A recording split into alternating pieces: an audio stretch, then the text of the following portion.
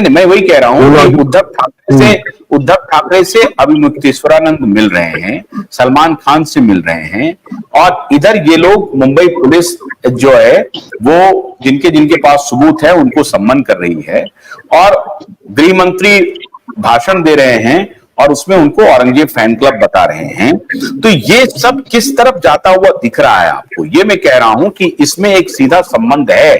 ये सारी बातें जो हो रही हैं वो ये हो रहा है कि सलमान खान को ये लग रहा है, उद्धव ठाकरे को लग रहा है कि बाजी हमारे हाथ से निकल रही है, और अगर सरकार ने खुद को बचाने, अब उनकी मजबूरी यह है सरकार की साहब कि लोग नाराज हैं, तो उनको इस केस को जो 4 साल से दबाया जा रहा था, अब शायद सरकार ये बात समझ रही है कि जैसे एसएसआर वॉरियर ने इस केस को इतने सालों से जिंदा रखा है, आज हमारा नेटवर्क यूआई नेटवर्क लगातार इस मुद्दे पर कैंपेन चला रहा है, वो जिंदा रखा है, हमने सिटीजन कोड लगा लिया, वो जिंदा रखा हुआ है।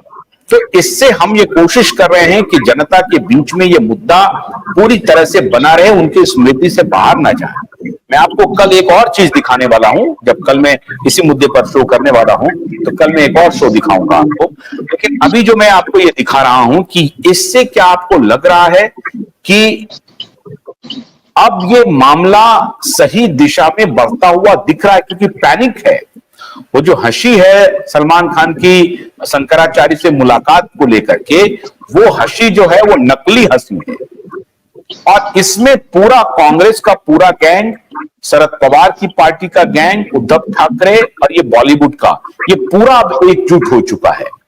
और मैं ये जानना चाह रहा था, ये वीडियो है कहां का, कहां तो हुआ? ये लोग आप एक्टर के रूप में आप इन्हें मत मानिए।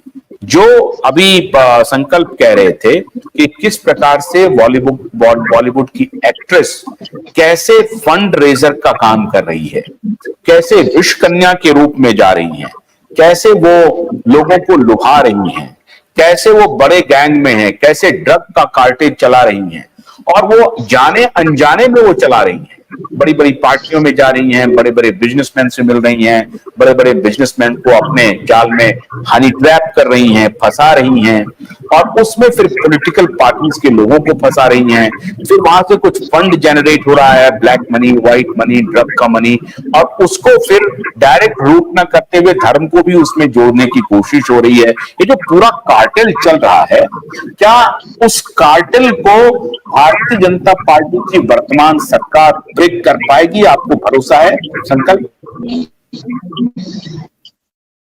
भारतीय जनता पार्टी काफी पहले के समय से, क्योंकि दिव्या भारती की जो हत्या हुई है, दिव्या भारती की हत्या में अगर ये बात सच साबित हो जाए, किसी तरह से प्रूफ निकल आए कि 5 करोड़ रुपए बाल ठाकरे ने लिए हैं केस को दबाने के लिए, तो ये कौन से औरंगजेब की बात कर रहे हैं बाल ठाकरे जिसको बचा रहे थे उस वक्त? उसका पति कौन से कल्चर का हिस्सा है? उसके पति के अलावा बाकी लोग, जहां पे इस लड़की को ट्रैफिक किया गया, दिव्या भारती को बताया जाता है कि सलेम लेकर गया सेट से, फिर 3 दिन तक दुबई में रखा गया, वो दुबई का कल्चर कौन से कल्चर का हिस्सा है वो? तो ये सब चीजें तो अमित शाह अच्छी तरह से जानते हैं, नरेंद्र मोदी अच्छी तरह से जानते हैं। दिव्या भारती के समय का मुद्दा चल रहा है सर, और दिव्या भारती दलित लड़की थी, दलित तो अभी खड़े नहीं हुए। दलित अगर खड़े हो जाए इनके खिलाफ तो इनकी सिट्टी पिट्टी गुल हो जाएगी। इसमें यहाँ पर अभी दलितों का कोई रोल नहीं दिखाया जा रहा है। अभी ये मुद्दा सिर्फ हिंदू बनाम मुस्लिम करके ड्रामा चल रहा है, बट सच ये है कि ये बहुत पुराना मुद्दा है। And if we believe in the statements of Ketan Kakkar, second proof, जो कि मीडिया में ऑलरेडी बोल चुके हैं, शायद इनके यहाँ जो क्या नाम थे जिनके उसमें ड्राइव्स को पढ़ा गया था, कैंडिड मीना, शायद उनके साथ डिस्कशन हुआ था। वहां पे जब इन्होंने खुलकर बोल दिया है कि जब मैं अपनी जमीन को छुड़वाने के लिए सलमान खान के उससे जब गया हूं फॉरेस्ट मिनिस्टर से मिलने के लिए, फॉरेस्ट मिनिस्टर ने खोलकर बोला है कि आप चाहो तो आप जमीन लेके एक टुकड़ा 300 एकड़ जमीन पर आप भी कब्जा कर लो, और भूल जाओ सलमान खान को जो है नरेंद्र मोदी और कभी कुछ होने देंगे। वो दोनों उनके प्रोटेक्शन में है, सलमान खान और Amit Shah.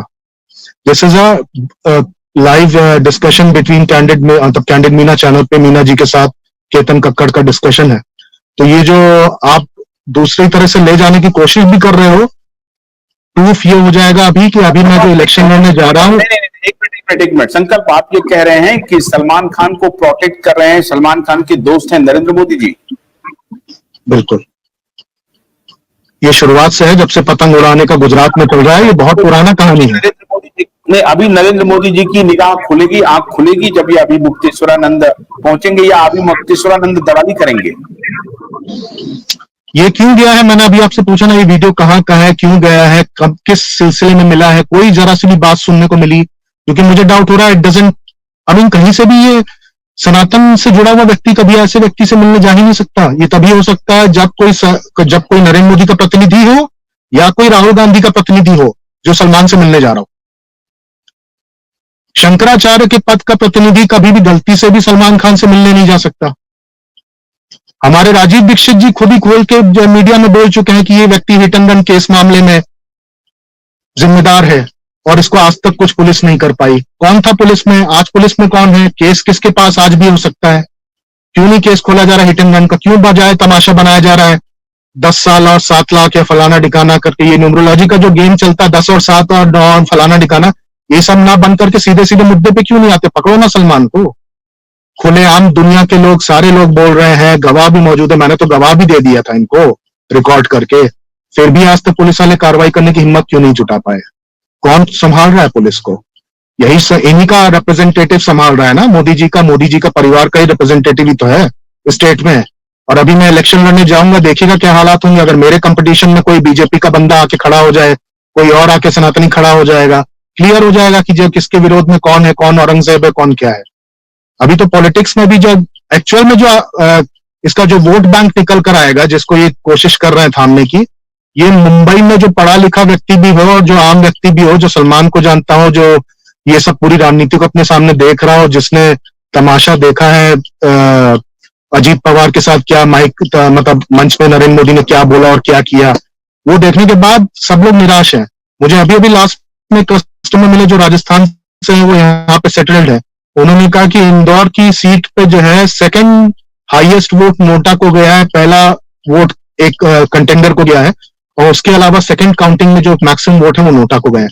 If this happens in case of me, अगर मुझे इलेक्शन में जीतने में अगर ऐसी बात हो जाए कि सारे के सारे वोट नोटा को चले जाए सिवाय एक संकल्प के जीतने के अलावा, तब जाके समझ आएगा कि सनातन पे किसी को भरोसा है, कोई कुछ करना चाहता है इन सलमान खान के खिलाफ या इन औरंगजेब के खिलाफ या इन सब के खिलाफ, जो कि नरेंद्र मोदी जी की अभी तक की जो मंशा है वो तो नहीं रही है।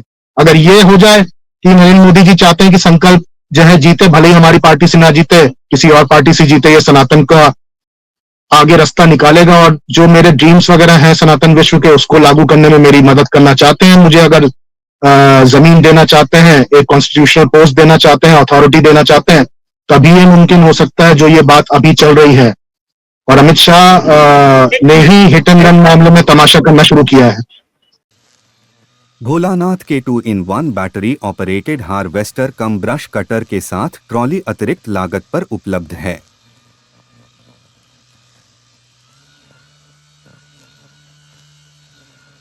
अधिक जानकारी के लिए कृपया दिए गए नंबर पर कॉल करें।